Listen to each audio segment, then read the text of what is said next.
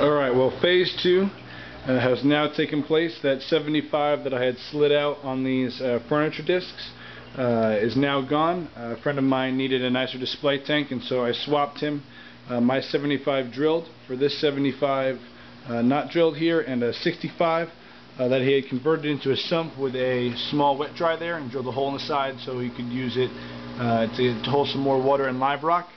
I have put some of my live rock down in the sump because he had gravel in his tank, and I did not want to scratch up the bottom of the bamboo shark. I read that he needs to have a sand bed, so for this week I'm going with just the glass bottom to help him out, and so I didn't want to stack the rock too high because I didn't want it to fall on any of the fish. I did discover though that once I had the tank here, that there is a small crack in this 75 that I'm going to use for the sump and the 220 that's coming next weekend. So I'm debating this week about possibly using this 65, which is in good shape, instead of the 75 for the sump. You see down here, I was trying to avoid using the bio balls, and so I had a 7-inch filter sock on my other tank. I did not have an acrylic holder and didn't want to spend the money yet to put one in, so I cut a hole in a 5-gallon Culligan water container, and I have that to use that hole there, and I cut a hole in the bottom there so it drains out into the sump, and I've got my extra live rock. So wanted to avoid using the bio balls since I had weaned my other tank off of them to cut down on the nitrates, and so I'll either make a second one of those holders for the 220 in a second sock, or I'll buy a holder this week. I'm not sure yet.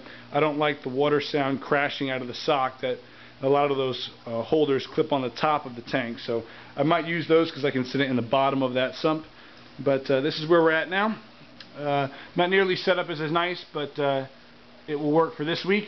The fish seem to be doing well. The soft coral and stuff has kind of closed up a little bit because of the move, but they seem to be fine. The chemical levels are good. I'm not currently running the protein skimmer because I did a pretty significant water change, but I'll probably hook that up either today or tomorrow just to make sure that the water stays good for this week.